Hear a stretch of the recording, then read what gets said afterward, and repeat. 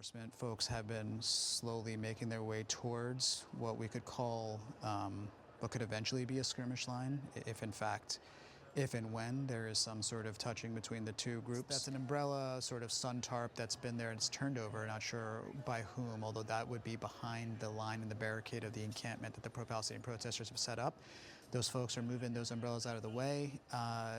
One presumption of that is they are breaking down some portion of the encampment after being asked to, although a counter rebuttal to that would be that it doesn't appear that any of those protesters on the front line are going anywhere.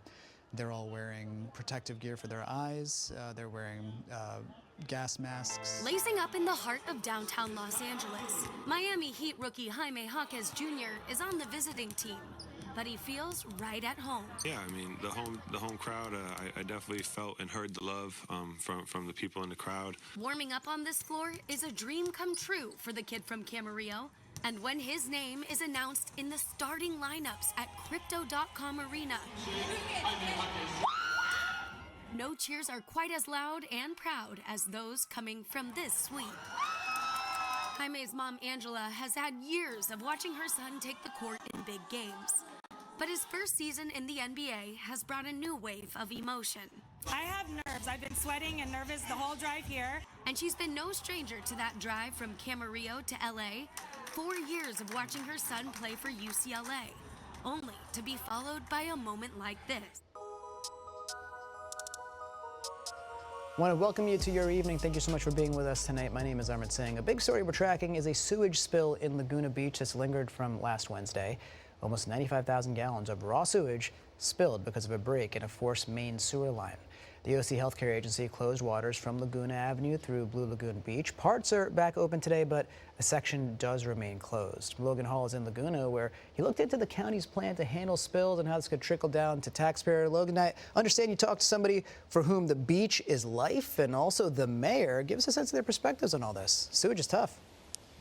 Amrit, that's right. Good evening. We are here in Laguna Beach, where a 2-mile stretch of the beach here was impacted by that big sewage spill. What is it about the Chiefs' defense that kind of suffocated you guys as the game progressed? I think we shot ourselves in the foot, though.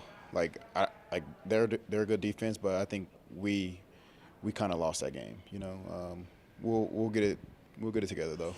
Well, it's been a past couple of postseasons where you don't get this celebration. So what does this moment mean right now? A lot of fun. Celebrate with the guys. Yeah, last 2 years, sucked. But back here, we won the DS.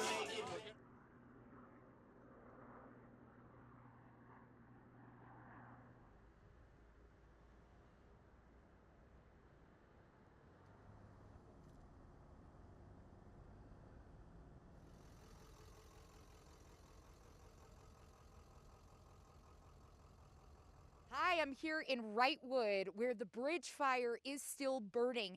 As of Thursday morning, the fire had grown to 51,000 acres with 0% containment.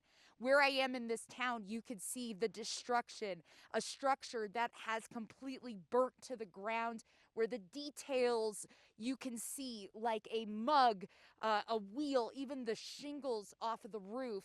Outside of this structure, though, you can also see damage in the form of vehicles. There are certain vehicles here that have been completely burned, a couple that have been spared.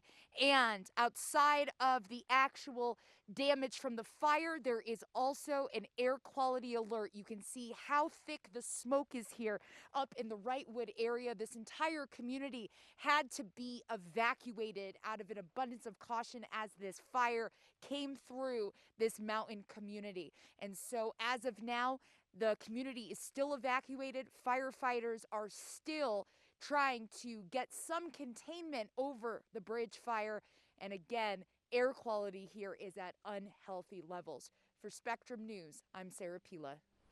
Really remarkable what that team's been able to do. Look, I'm joined now by our Nikki K to break down a Rams win, honestly, for the ages, because it saved their season. After starting the game down 14-0, they came back, won the game, and then Sean McVay walked into the locker room and he said, holy bleep. Holy expletive was the way Sean McVay summed it up, but this was a team win in so many aspects, from special teams, which was a weakness for the